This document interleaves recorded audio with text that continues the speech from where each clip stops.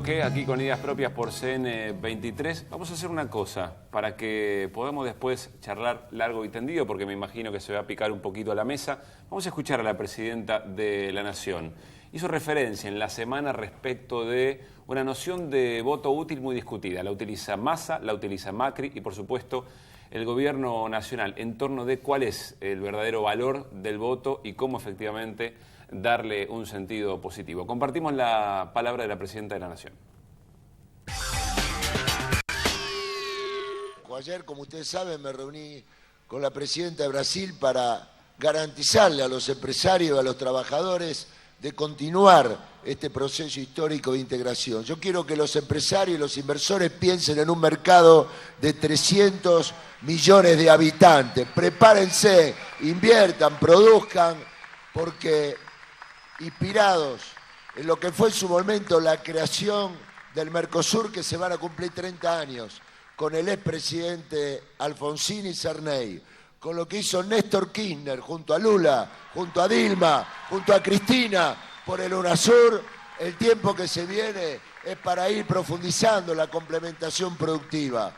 Pensemos en la República Argentina, pensemos en nuestros hijos, pensemos en todo el tiempo y todo lo que hemos hecho en estos años, pensemos en este lugar donde hemos sustituido importaciones, pensemos en Sinteplas, que ha crecido en el mercado nacional de pinturas, en Corega, que viene a poner aquí su fábrica. Todo esto, industrialización, sustitución de importaciones, generación de trabajo, ciencia y tecnología, tiene que tener continuidad, no puede interrumpirse este proyecto de cambio, de transformación, de crecimiento. Es muy importante y yo estoy convencida de que los argentinos vamos a seguir apostando a la transformación, al crecimiento, a la ciencia, a la tecnología, porque ¿saben qué? Yo creo que nadie vota en contra de sí mismo. Yo creo que todo el mundo va a ejercer un voto en su propio favor, de sostenimiento del trabajo, de sostenimiento del crecimiento, del sostenimiento del consumo, más de 33 millones de operaciones de la hora 12, precios cuidados que permite que la gente administre mejor sus recursos. Estamos dando una gran batalla, y ¿saben qué? A los que les dicen que un país se construye solamente con sonrisitas y palmaditas en la espalda, se equivocan. Se necesita firmeza, convicción. No es para cualquiera ser presidente de la República Argentina. Hay que tener fuerza, coraje, instituciones que lo respalden y movimiento político convencido de que este es el camino que inauguró el 25 de mayo del año 2003 un gran argentino que hoy ya no está, pero que sigue en el corazón de millones de argentinos. Se me hace que la idea de voto útil es quizá una holgazanería o denuncia falta de propuestas, ¿no? O de estas características que mencionó la Presidenta sobre el final. Vos sabés que se me ocurre una cosa en este momento, porque hoy estaba tratando de contestar una nota para una revista y me preguntaban sobre las propuestas de los candidatos. Entonces yo decía, en el caso de Macri me resulta muy difícil opinar porque cambió tantas veces de idea y han sido tan contradictorias. Ha dicho sobre cada cosa esto y lo contrario, que no sé de cuáles propuestas puedo opinar, lo cual muestra muchas cosas. La segunda, la del voto útil, ya lo hablamos al principio, Pablo. Acá le falló, y en su momento se lo recriminaron duramente los comunicadores, los grandes comunicadores que mencionábamos antes, que no pudieron hacer la gran alianza antikirchnerista. Y eso no pasó porque Durán Barba le dijo a Macri, vos no lo necesitás, ganás las PASO y el masismo se disgrega y vos te chupás los votos y sin ceder ni ministerios, ni diputados, ni concejales, ni intendentes, vas a tener los votos que necesitas para que haya segunda vuelta. Como no está pasando, Macri sale desesperadamente a pedir el voto útil. ¿El voto útil cuál es? No pierda su voto en ese que no tiene chance, deme los votos que yo necesito para poder ir a una segunda vuelta. Y Massa le sale rápido y le dice, mirá que las encuestas dicen que si hubiera una segunda vuelta, el único que le puede ganar soy yo, porque vos igual perdés. Con lo cual el voto útil es claro, a mí. es el propio. Claro, después está lo que dice la Presidenta de la Nación, que es algo bastante claro en una presidencial. Nadie va a votar contra sí mismo. O sea, nadie va a votar por alterar un proyecto que le benefició en la vida a las grandes mayorías nacionales. Y yo creo que finalmente eso es lo que se impone en general en las presidenciales y mucho más en esta, que los logros son absolutamente palpables. Y la otra cosa que le falló es que eso de hacerse falsamente peronista, Macri, y al otro día ultraliberal, que es auténtico... Bueno, supongo mañana tendrá un acto muy importante. Le ha ido mellando. En realidad, el macrismo ha ido perdiendo posiciones en vez de ganar posiciones en una elección reñida. Y eso está muy mal. Me parece que la coherencia en las propuestas, en el discurso, en las políticas, dan firmeza a la idea de previsibilidad. Y eso me parece que va a gravitar bastante en el momento en que los ciudadanos y las ciudadanas emitan su voto. La perspectiva de continuar, aún con matices, aún con críticas, pero la previsibilidad creo que es muy importante para tomar la decisión de a quién votar. Bueno, en ese sentido, la conformación de un posible gabinete se involucró como mensaje de campaña. Claro. ¿Qué evaluación hacen? Sí. Del gabinete que ha presentado Scioli? Quedan algunos nombres todavía por definir. Uno de los importantes era Silvina Batakis. Hoy se conoció a Casal en el Ministerio de Justicia. ¿Qué balance hacen hasta aquí? Yo creo que en términos generales sería un gabinete, porque todavía faltan puestos importantes como relaciones exteriores, defensa, me faltan algunos más, ¿no? Desarrollo social, que suena... que hay algunos candidatos, pero no todo lo no anunciado por el candidato, ¿no? En términos generales es un gabinete, yo diría, de continuidad. Batakis es Scioli, es igual a Scioli, y Scioli es lo que viene diciendo Scioli y se viene comprometiendo, que es lo Scioli que venimos hoy, diciendo Juan en Carlos, este bloque, Scioli dijo ¿no? hoy, la designación de Batakis significa que la política va a seguir dirigiendo la economía. Con esas palabras. No es un gurú. No, Claro, no. ese es un Eso mensaje que en sí dice mismo. Carlos, que dice Scioli, es Claro, un hecho muy extraordinario. Lo dijo esta tarde. Es un acontecimiento, es un hecho extraordinario que lo impuso Néstor y Cristina y que entonces se terminó aquellos economistas del mercado que gobernaban en vez del elegido democráticamente por el presidente de la Nación. De cualquier manera, en materia de ministros, lo que se puede decir es una evaluación general, porque después puede haber, es siempre cada uno de ellos opinable, todavía venimos con la cultura del actual gabinete y de la actual presidenta de la Nación. El cambio es muy grande, por lo tanto creo que hay que verlo entero y madurar entonces después una opinión política, ¿no? Hay muchas cuestiones también de los gabinetes. Están las elecciones del 25, ¿no? Hay que ir por los porotos. Sí. Pero digo, después se van acomodando también, incluso en los nombres propios, cuántos gabinetes distintos ha tenido también el gobierno en función del territorio, ¿no? Sí, me quedé pensando cuando decían de la transmutación de Macri en peronista, supuestamente, cuando inauguró el monumento a Perón. Yo, con este hábito de recortar cosas, una nota que es bien gorila, se las leo, les leo el copete porque me gustó. Es de Luis Alberto Romero, colega de Juan Carlos, historiador, colega pero con un signo diferente. Esto lo publicó La Nación el miércoles último. Me quedo con su papá. Con su papá. Con su papá, sí. Exactamente. Bueno, fíjense el título, más que un partido, refiriéndose a los 70 años del peronismo, más que un partido o un movimiento, una franquicia.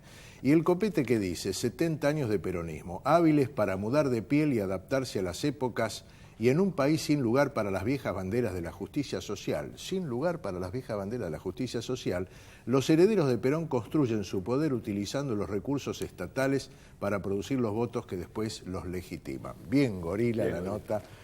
Me quedé pensando, no fue solamente Scioli el que anunció gabinete, hizo mucho ruido. Ricardo Alfonsín, hijo del expresidente, criticó con dureza y que apoyó además la unión entre la Unión Cívica Radical y el macrismo. Gómez Centurión a defensa, dijo Macri. ¿Y por qué se van a asombrar? Sí. Ya tuvieron al Fino Palacio, ya tuvieron tantos ejemplos. Yo creo que hay una continuidad. Lo raro, habría que decirle a Alfonsín, es que los radicales estén apoyando a Macri, no que Macri proponga a Centurión. Desgraciadamente eso es una anomalía de la historia que ha dejado de hacer una anomalía, porque este es un radicalismo absolutamente conservador que niega la propia historia del radicalismo, aquella de Alem, Hipólito Yrigoyen. Esto es otra cosa, es un partido protoconservador. Nos rompemos las cabezas, me parece, tratando de saber qué es lo que efectivamente va a convencer al electorado. Es este tipo de declaraciones, es esa nota que mencionaba. Cuando hablaste antes de los ministros, yo me quedé con una. No lo nombraste a Domínguez en un lugar clave, que es industria, porque todo el discurso de Scioli está vinculado con el proyecto industrial. Hoy Cristina... El actual presidente de la Cámara de Diputados y quien fuera también candidato a la interna por la provincia. Hoy nosotros apoyamos. Sí. Hoy Cristina, en Santa Cruz, en un acto, con Scioli al lado, le dijo: Daniel, vas a ser presidente y tenés que continuar este proceso de industrialización. Nosotros llegamos hasta aquí, pero faltan muchas cosas y vos te tenés que encargar de hacerlas. Por eso hago hincapié en que lo de Domínguez es una señal muy fuerte de esa voluntad de seguir avanzando en un proceso de sustitución de importación, industrialización, valor agregado, etcétera, etcétera. Además un cuadro político y profesional importante, ¿no? Y además tiene un gran respeto por el movimiento cooperativo. Todo el tiempo dice que él va a ser el representante de las pymes y las cooperativas. Exactamente, muy importante. Les decía, me da la sensación de que se rompen los analistas, los asesores un poco la cabeza tratando de saber cuál es la palabra justa, el hecho concreto de campaña que va a traer determinado tipo de votos. ¿Creen que efectivamente el electorado es tan sencillo de leer como para creer que ciertos movimientos, cambios de discurso, camaleónico, impresionante, lo que decía Carlos un poco al principio, que eso efectivamente tiene, tanto se puede subestimar un electorado en ese sentido? Creo que no se puede subestimar. Hay mayores resistencias en estos tiempos. Creo que hay muchísima gente que estudia seriamente, sociólogos, en fin, estudiosos de la opinión pública, pero hay una serie de elementos que son un tanto insondables, que la voluntad del ciudadano íntima, de muchas franjas de la ciudadanía, no son tan fáciles de leer como decís vos, de forma tal que creo que todos esos pronósticos tienen algún valor, pero muy relativo, además de que muchas veces se equivocaron fieros. También es cierto que algunas otras acertaron, pero de ninguna manera lo tomaría eso en forma sacramental, de ninguna manera. Como hoy estoy polémico, voy a volver a meter un matiz. Otro matiz, y dale. Me encanta. Pero estoy más audaz. A ver. Voy a polemizar con la presidenta y con Junio. Yo creo que mucha gente vota contra sus intereses. Si no, Macri no puede sacar el 20 y pico, el 30%. Que mucha gente vota en contra de su interés. Porque la revolución cultural famosa, la que le lavó el bocho, le hace creer que sus intereses están en un lugar distinto donde realmente está. Nadie vota conscientemente contra sus intereses, pero muchos, confundidos por la publicidad, por las falsas consignas, por todo ese trabajo de los medios y demás, objetivamente terminan votando en contra de sus intereses, porque después, si triunfaran esas políticas, vendrían el ajuste, la pérdida del empleo, la apertura a las importaciones, y no creo que haya un 50% de argentinos, sumando los hipotéticos votos del macrismo y del masismo, que se vieran favorecidos por esas políticas. Por eso digo, conscientemente nadie vota contra sus intereses. Pero por eso hay un trabajo cultural que lleva a que muchos, sin darse cuenta, voten contra sus intereses. Ahora, uno pudiera pensar, yo no recuerdo un gobierno para hacerlo un poquito más que haya complejo, sido tan atacado por el aparato mediático, lógico, como este, y sin embargo sigue efectivamente saliendo victorioso en las elecciones con los vaivenes. Yo diría que, sin embargo, ahora voy a matizar con vos. Primero coincido con Carlos, porque si no fuera así, tendríamos 95% de voto popular a un 5%. O 75%. Claro, a un 5% de las minorías del poder. Pero en realidad, en Brasil, en Uruguay, en Bolivia, en Ecuador, donde el aparato mediático es igual o mucho más furioso que en la Argentina, más irracional y violento, no logra imponer en la batalla cultural, no se logra sobreponer a las ventajas que el ciudadano mayoritariamente es capaz de apreciar y ponderar que le generan los gobiernos populares y democráticos. Y por eso termina ganando, no por una enorme mayoría, pero termina imponiéndose electoralmente. Si no, tendríamos otro panorama, por ejemplo, en el continente. Claro, pero para que veamos que el mundo es uno solo, Sí. yo tengo acá una jugosísima y divertida nota de Paul Krugman, referido a las elecciones de Estados Unidos. Estuvieron trabajando en la semana, Sí, muchachos. refiere a las elecciones de Estados Unidos, donde él, irónicamente, dice que Trump dio a conocer su programa de reducción de los impuestos a los ricos sin que eso afecte el déficit. Y que inmediatamente Bush, contrariándolo, dijo que se va a prodigar en rebajar los impuestos a los ricos sin con ello afectar el déficit. Y para no ser menos, Marco Rubio, el tercero, también dijo Uno que peor se que otro. prodigará en rebajar los impuestos a los ricos sin disparar el déficit. Igual Los tres dijeron que los lo mismo. opositores acá. Claro, los tres dijeron lo mismo. Hace una serie de consideraciones que son todas, te digo, daría para un programa, Sí. pero quiero llegar a esta cosa. En otras palabras, es sencillo y bastante evidente. Los republicanos apoyan las grandes rebajas fiscales para los ricos porque eso es lo que quieren los ricos. Claro. No cabe duda de que la mayoría de esos donantes ha logrado convencerse a sí misma de lo que es bueno para ellos es bueno para Estados Unidos. Pero en el fondo se trata de gente rica que apoya a políticos que lo harán más ricos.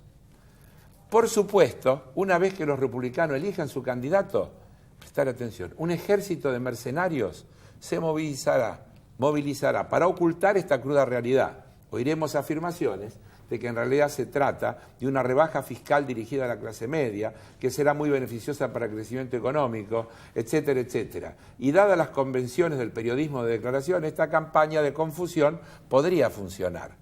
Pero, y termina, nunca olviden que en realidad se trata de una guerra de clases de arriba para abajo. Puede parecer simplista, pero así es como funciona el mundo. Paul Krugman. Son interesantes los momentos históricos Sí, donde eso queda en la claro, superficie. clarísimo. ¿No? Sí, Paul estamos Krugman. en uno de esos. Sí. Antes de irnos a la foto de la semana, decime algo, Edgardo, respecto de la continuidad de irregularidades que aparecen en el gobierno porteño. Otro programa completo. Decía Carlos, no es el método Niembro, es el método Macri, y esta semana quedó confirmado en el Ministerio de Educación que conduce Esteban Bullrich. Nuestro Más especialista en pautas corrupción porteña, le Sí. damos la palabra. Bueno, muchas gracias, compañeros.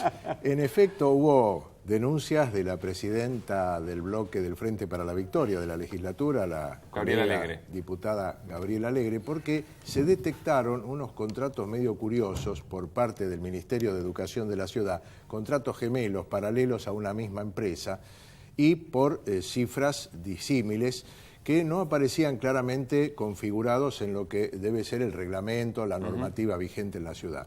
Bueno, esto se denunció, lo denunció Página 12 y rápidamente el ministro dijo que le habían dado de baja uno de los dos contratos. Curiosamente, al de menos precio, al de menos valor, menos impacto en el erario público. Quedó vigente el otro. Pero en este sentido hubo falsedad en la información que dio el ministro Bullrich porque no aparecía la información ni en la web que informa este tipo de operaciones por parte del gobierno de la ciudad, ni en el boletín oficial de la Ciudad Autónoma de Buenos Aires.